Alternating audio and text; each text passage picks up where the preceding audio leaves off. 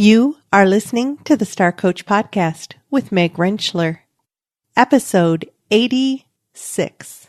Even those of us in strength psychology, those of us in positive psychology, coaching, are blind to our strengths. It's so easy to have so many blind spots that we miss the details and we don't see ourselves. There's lots of biases and we don't see ourselves accurately. So having that coach to be able to point out, hey, there's your hope strength again. There's your gratitude strength again. And then when I do that with coachees, it still stuns me how often they're like, oh, I never thought about that.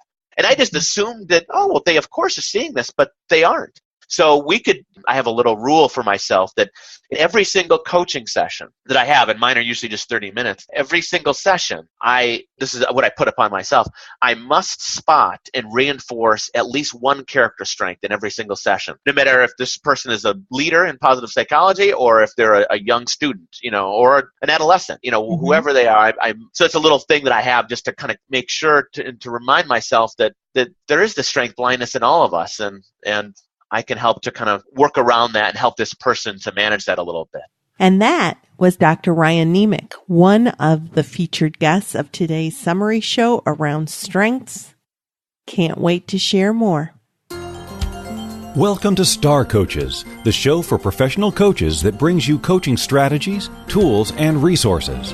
Whatever your focus or niche, take a front seat weekly as industry leaders, decision makers, and innovators share their wisdom and expertise on the ins and outs of successful coaching. Now join your host, Meg Rentschler, as she connects you with your star coaching potential.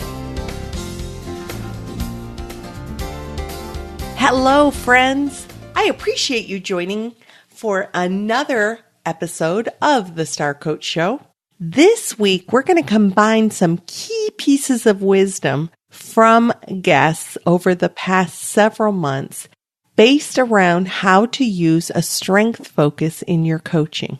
So I did a similar summary show around business building tips in episode 66 and received lots of positive feedback and requests to do more of these themed summary shows. So while we're focusing on strengths in this episode, I have other episodes in show lineup for the future around such themes as social media success, different coaching niches, skill building, and coaching within organizations, to name just a few. So keep your eyes and ears peeled for those future summary shows that we'll be doing much in the same format as we're doing this week.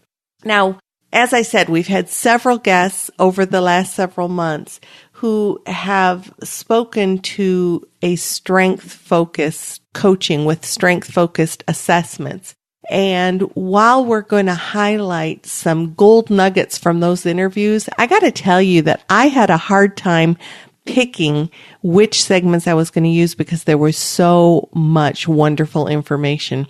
So I am going to reference the episode as I discuss and share these tidbits of great wisdom, so that if you want to go back and listen to the entirety of those episodes, you can do so. I promise you that there is a great deal of information in every episode that I'm sharing today. So before we move into the meat of the episode, I do want to remind you that mentor groups are open for enrollment, and they provide an opportunity to do some incredible skill building and competency focused work with other coaches to build those skills, practice the coaching, explore challenges. It's an incredibly dynamic interface with some other coaches who want to, build those muscles, and it's a great experience. So if you're in a place of needing your re-credentialing mentor coaching or credentialing mentor coaching, or you just want to earn some core competency continuing education credits in this highly interactive, enjoyable environment, I encourage you to consider not only the group experience, but the program also adds to those group experiences with individual sessions to focus on your specific needs and growth opportunities. So check it out if you're interested. Go to starcoachshow.com for mentoring or use the link in the show notes.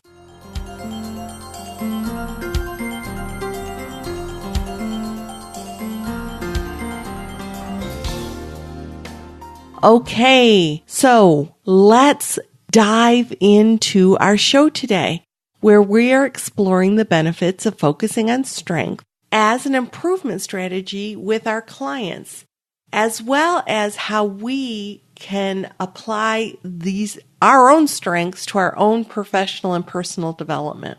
Now, we're going to be exploring ways to leverage a person's talents, skills, these different characteristics that we all have as assets to make us even better at what we're already good at. Maybe find sweet spots in roles that are compatible with our talents. We're not ignoring areas of challenge or weakness, but we're building on strengths as a foundation for dealing with the different challenges that we have in life and reaching our goals.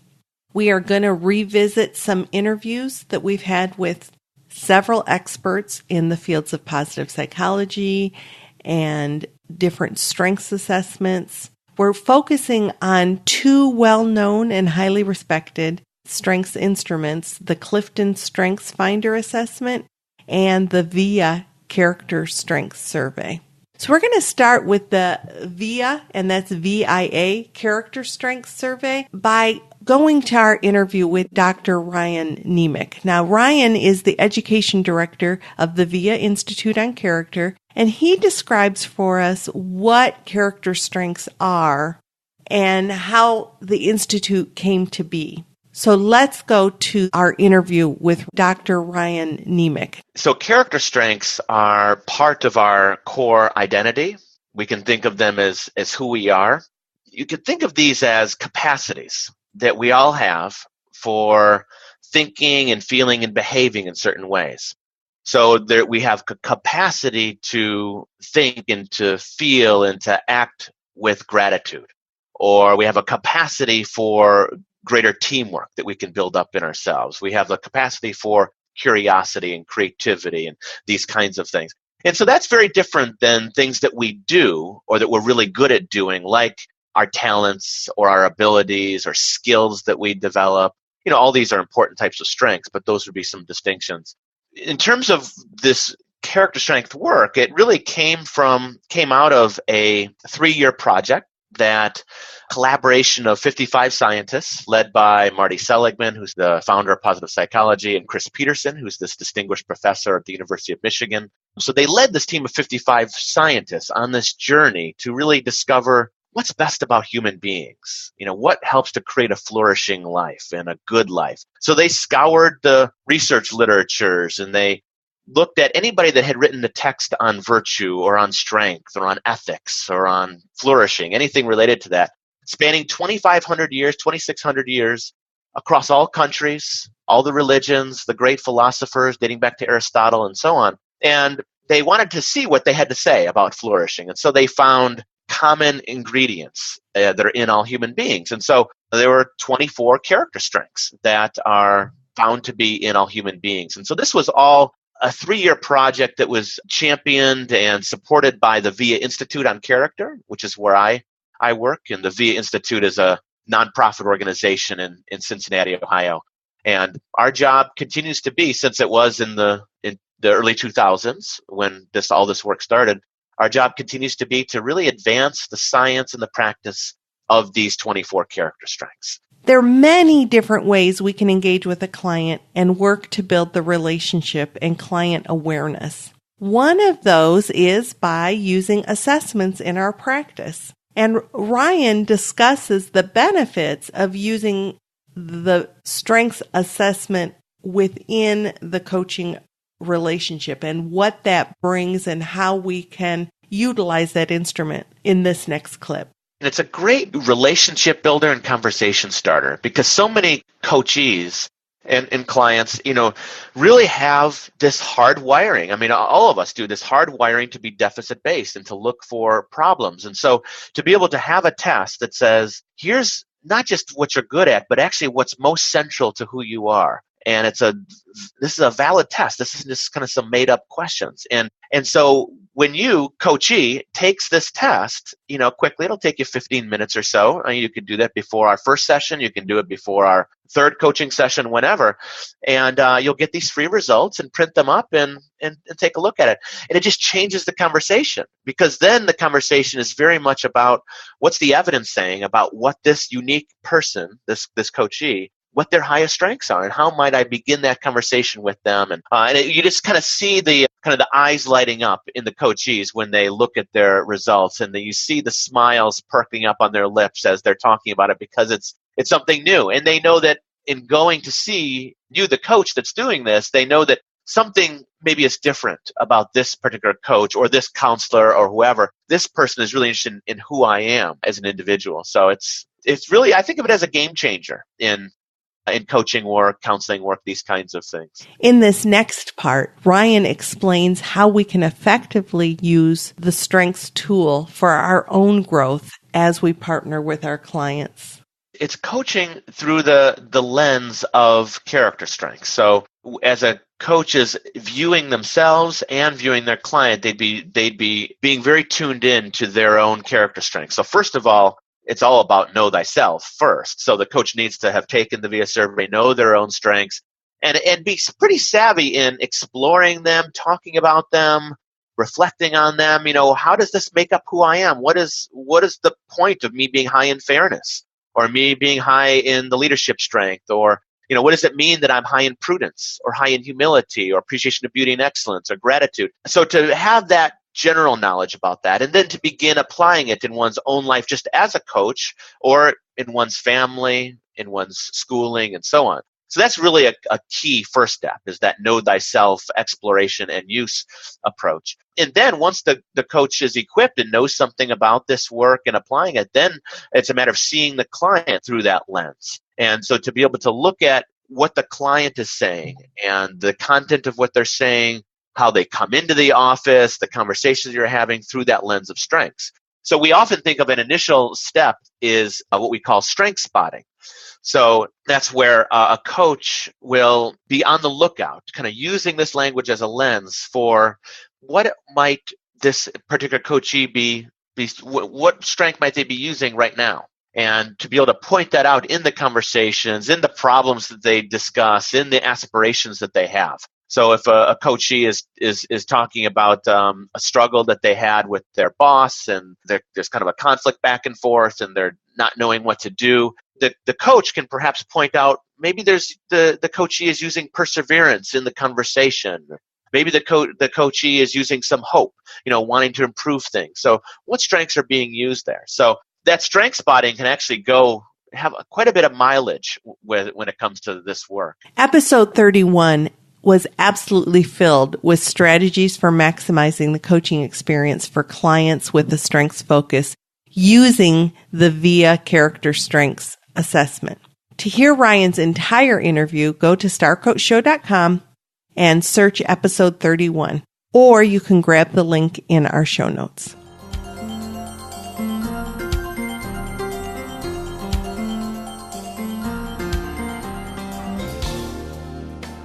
So Ryan works at and focused on the VIA Character Strengths Survey, and Megan McDonnell, CEO of the Whole Being Institute, also discusses the work of the VIA Institute and the importance of a focus on strengths, since we as human beings have an inherent strengths blindness. Let's listen to Megan explain. Many of us don't recognize our own strengths. They're so invisible to us because we swim in the water that we don't even know it's right here. So part of a coach's job in positive psychology coaching is to help the clients identify and then engage their strengths. Megan stresses the importance of broadening our narrative, not just from an emotional perspective, but that it actually impacts us physically as well. When we're able to look at our life through different lenses, we're able to actually broaden our visual awareness. I mean, this is not just a mental thing, it's actually a physical thing that happens. Our eyes are actually able to take in more of the periphery when we're in a positive emotion versus in constricted negative state. So the broadened theory says, okay, we can actually see more, but then what happens is we build our resources over time, because these positive emotions are very short-lived. They don't last, poof, they're gone. So what we can do as coaches is then we can build these narratives over time. So if we see people for 3, 4, 5 times, we can keep building these resources so that it begins to become what Barbara Fredrickson calls a virtuous upward spiral of positive emotions. And this actually does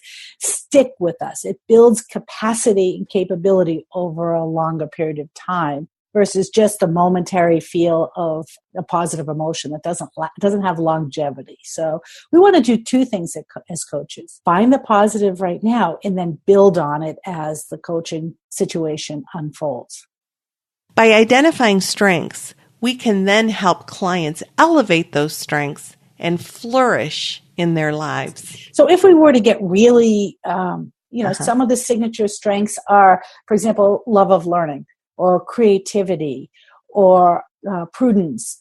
So different people will have different signature strengths. And when you begin to know what these are and engage in them, it enlivens you. And in fact, VIA is one of the only assessments that is psychometrically valid and is free. So if your listeners go online, they can actually get the free VIA Character Strengths Survey, a list of questions that helps you identify your signature strengths. And then your coaches can go ahead and use this list.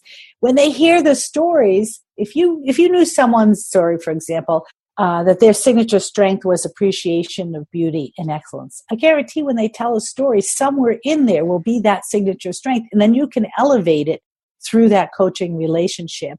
And they can help see the clients know, wow, I am more enlivened, excited, energetic, more motivated, an overall sense of increased well-being when we engage in our strengths. So as has been noted, the VIA Character Strengths Survey is available to take for free at viacharacter.org. That's viacharacter.org. I encourage you to check out this instrument and see how it impacts you and how you might utilize it with your clients. To hear Megan's entire interview on positive psychology and coaching, go to starcoachshow.com and search episode 19.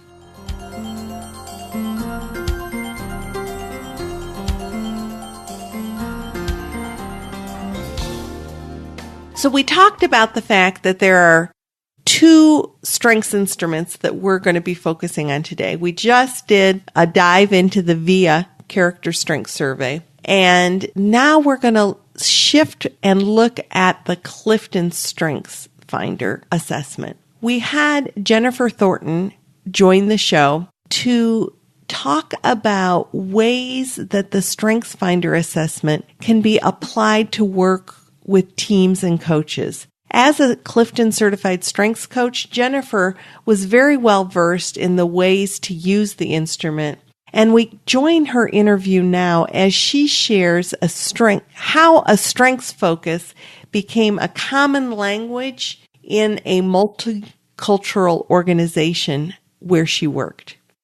I worked on a team, and at any given time in a week in a meeting, we could have over 20 countries represented. And so the difference in culture and language, there was a lot of differences. And we spent a lot of times talking about the differences, and we spent a lot of time being frustrated where, a U.S. team struggled, to communicate with a team from, Japan. And so what we did is we said, let's kind of come back and say, where are we common and how do we appreciate that? And so that became strengths. And so we started in markets, where we owned and operated stores and in Hong Kong and China, London, Mexico, and started working with our international U.S. team to help them understand strengths. And so instead of focusing on our cultural differences, we were able to find our culture similarities. People would say, oh, I'm an achiever too, instead of saying, oh, this is different. It was all about what we were the best at and where we were the same. And it really changed that conversation from a negative conversation to a very positive conversation. And it built energy and excitement. And people, were always looking forward to these meetings that they used to dread, because we got to talk about strengths and go through coaching and all of those things on top of, the day-to-day tasks that we were there to accomplish. As a team works together, as we work with other people, it can quickly become apparent that we have differing strengths. And sometimes that can be a source of conflict. And sometimes, if we know how to leverage it, we can explore with our team how strengths can complement each other and help us all better maximize and leverage the strengths of our team. And that's what Jennifer describes in this next clip. We did a lot of strength discovery around our goal setting. And so if we had a specific goal, we would look at our tactics that we needed, and we would look at, the core skill sets we would need against that goal. But what we've added to that, which was very different in the workplace, is we added what strengths do we need? And so when we set these big goals and we were around a table, we talked about that. And then it was who has that and where in the project does that enter? So we could say, at the beginning of this project, we need our learners, our analytical people. We need a lot of people who can, get the information pulled together, get all the details. And then we needed some more of our influencers, if they needed to go to the executive team and influence change. So then it's like, where do you pass that baton and who do you pass it to based on their strengths? And really understanding that all of us played an important part, but why did we play it? What was our responsibility to the group? And when did we show up to play that role? It was very important, and we saw some big success from it. She further discusses how a coach can help a group grow when they have a strengths focus.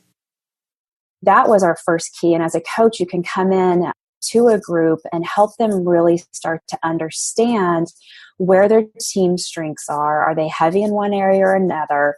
You can use exercises to kind of explore the different strengths, talk about conflict, talk about goals, and, do some really robust team engagement exercises to start to help the team discover what their strengths are and how they can use it.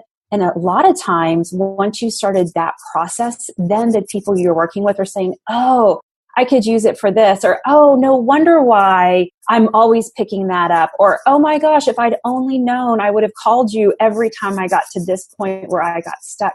And so honestly, once they start to, learn the program and be educated on their team strengths and their own, it's just beautiful to watch them actually come up with some great ideas and connect those dots, huh? Yeah, they do. It's a lot of fun. And then you take those different groups and then you start to integrate them because they're comfortable as an individual. They're now comfortable in their direct group. And then how do you then take all of them and start to move them together and be very strategic at it? And, as a coach, we can kind of step out and watch the group and help bring them together in a way that allows them to then focus on their team versus focusing on the strategy.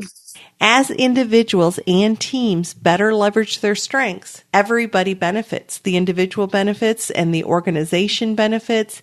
And Jen discusses some of the ways that organizations experience the benefit of a strengths focus in this next piece. And there's a lot of analytics when it comes to the workplace. So in the workplace, those who are able to use their strengths daily, their engagement goes up, turnover goes down, productivity and profit go up. And so there's all these research that you can use when talking to a client about their business and their business needs. And there's proof in the results. We had a slight shift of topic for this next clip, but it was so interesting as Jennifer shared how a strengths focus can help people through an interview process. This might be particularly interesting for a transition or career coach if they're working with people around the interview process. Listen to Jen describe how strengths can apply to strengthening an interview process. the interview space, when you're out interviewing, you get asked all the time, what are you good at? What are you not good at? And really helping someone understand their strengths and not only understand what they are, but how do they show up in the workplace allows them to go into these interviews and very confidently describe who they are in the workplace. So for example, if you are an achiever and you're in an interview, of course, you're not going to say, I'm an achiever, I'm going to, achieve things, but you can say things like, you get the best out of me when have the opportunity to work on teams that are very productive, tight timelines, that it's very important to close a deal or close a project. And so you're able to communicate so clearly to your potential employer what you do well. And I think that can make a big difference when you're looking for that right match. For this interview, rich in resources and ways to build a practice with a strengths focus, go to starcoachshow.com for episode 49 with Jennifer Thornton.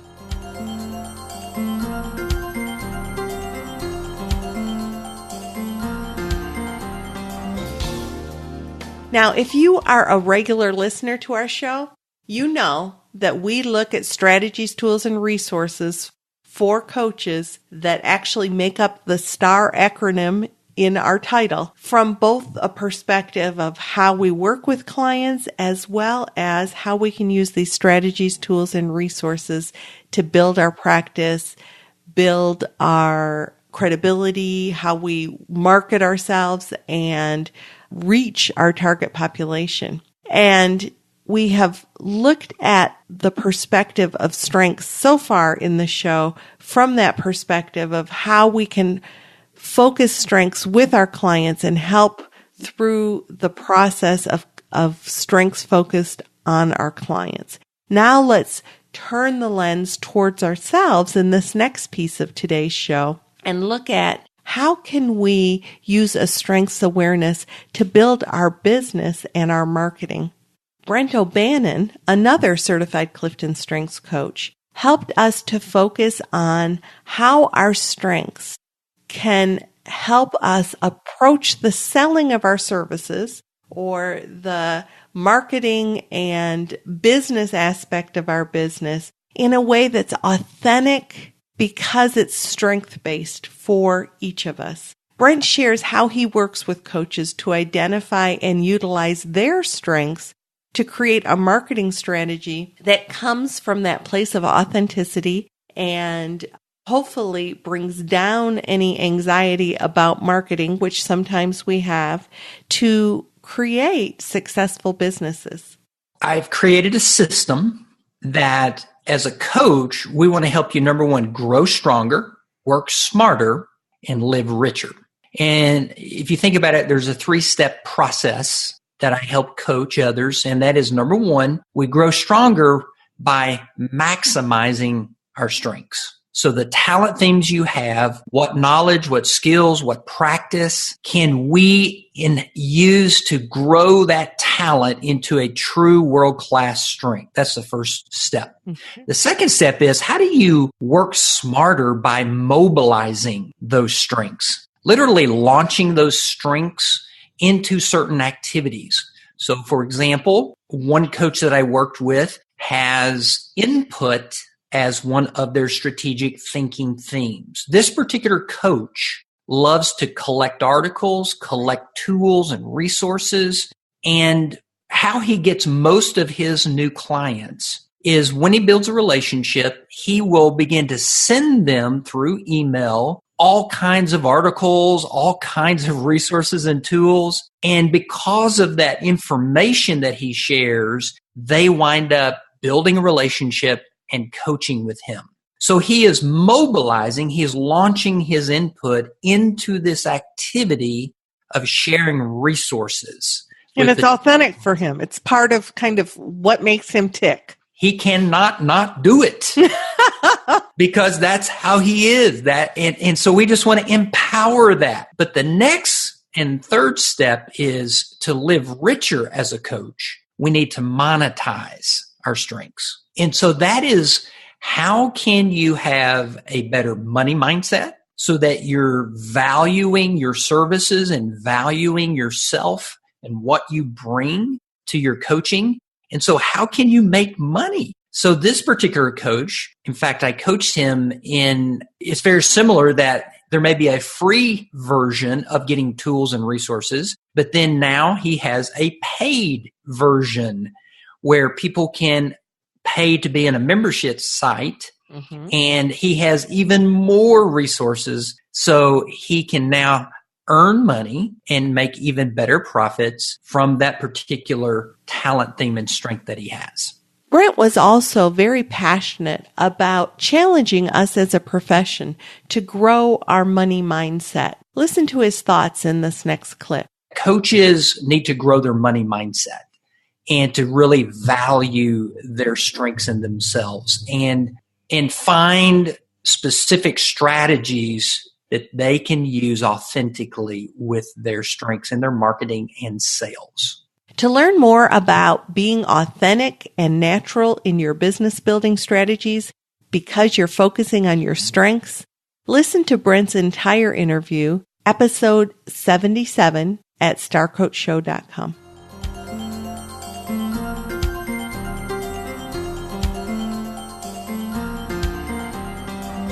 You know, as we build our business, one of the things that we're also building is our brand. And Susan Critton, author of Personal Branding for Dummies, joined the show to share the importance of strengths when you're building your personal brand in episode 39. We often so identify with the titles, right? Like, I was an IT project manager, or I was, I'm a career coach, or I'm a whatever, right? And so the way I like to work with my clients is that not to forget that, but when you start to go more to the core characteristics of who you are as a person, you're the same person. Again, going back to my congruency, if you're an IT project manager moving to a coach, you kind of find the common thread of those and look at how do you build the brand from that common thread, maybe using that experience and transcending it into the next career that you're into. And so a lot of times people, because we're so familiar with this, is that they really want to go with their job titles. And the job title piece is actually, that's where people get messed up, right? So I like to look at, again, those core characteristics.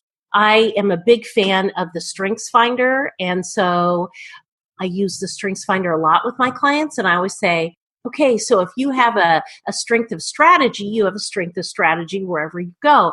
How do we maybe build the brand around that?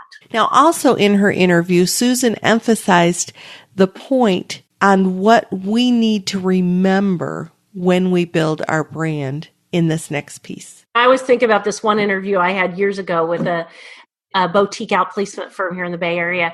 And I said to them, you should never hire me if you want to keep things the same. And they go, no, we actually, they kind of pursued me. No, we really like that you come in, you have all these ideas and everything. And even they were not quite ready for all my ideas, even though I was very upfront about that. I'm not a keep it the same sort of person. But they were very nice about it, and they let me try some classes, and it was just a few days a week. So yeah. Good. So if you had just one thing that you wanted people to grasp onto or really absorb about branding, what would be that piece of wisdom that you want to be sure that they're walking away with about branding? I would want them to really know it's about being your authentic self. It's about bringing out the best of you and finding a place in the world that loves that about you, right? That really loves that authentic piece of who you are. I also think it's important that part of branding is really owning yourself, taking ownership for yourself, not playing victim to anything. It's about saying, I'm going to try and influence how I want people to see me, the best of me. So as we're looking at these strengths today, one of the things that I want to point out is that these struggles that we have in being able to stay strengths focused is actually very natural.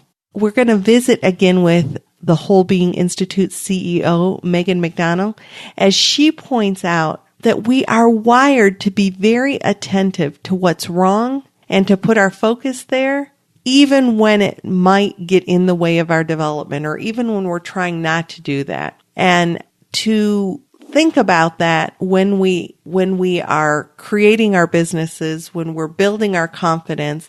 And she gives some ideas of ways to work against that negative bias in this next clip. The brain is actually constructed to hang on more to the negative. It's called the negativity bias. So biologically speaking, all of your coaches, all of the people that they're coaching are wired to notice what's wrong. And that's probably because our ancestors had to notice very subtle cues about the environment. When that grass was moving, is there a tiger there that's going to eat me? Right. So we are hardwired to notice the negative, not just notice it, but actually heighten it and elevate it. And focus on it. Yes. Yes. But when we talk about what's working well in our lives, we actually have to expend energy and attention to elevate it, because these positive emotions have a very short half-life. They just dissolve away, and we could miss it unless we paid attention to it. So Dr. Rick Hanson, I love his sentence. He says, the brain is like Velcro for the bad and Teflon for the good. So your coaches can understand, the reason I'm noticing what's lacking in my skills is because I have a negativity bias. But if I can spend some time elevating what is working in my coaching practice, what works well, what am I good at? And sometimes coaches having other coaches themselves can help have these conversations and mentor one another. Take the VIA assessment together, talk about what your strengths are and how you're using those strengths in your coaching relationship. Practice telling stories to one another about when you were at your best as a coach. What did that look like? Remember and think about the best coaching session you ever did. What was the best one? How did that feel? What went well? Remember it. So you don't have to pick it apart. We're not picking it because sometimes you want to sit in it, live in it a little bit. You want the feelings. You want to just save what I would call savor the feelings, because there's some evidence that shows if you took a positive emotion and you tried to analyze it and take it apart, that actually lessens the impact. You want to just marinate and turn towards the good feelings about when you have a good coaching session. I hope it has been helpful to think about how we can utilize a strengths focus in our work with clients, as well as in the work that we want to do personally and professionally for ourselves as we fill the space of wherever we fill that space within the coaching profession. At one time or another, we're all going to face challenges and hit setbacks and maybe get involved in some self-defeating talk. Yet, isn't it powerful to be able to identify what our inherent strengths are and give us a place to focus on how we can utilize those strengths to counter some of the gremlins that we might have within.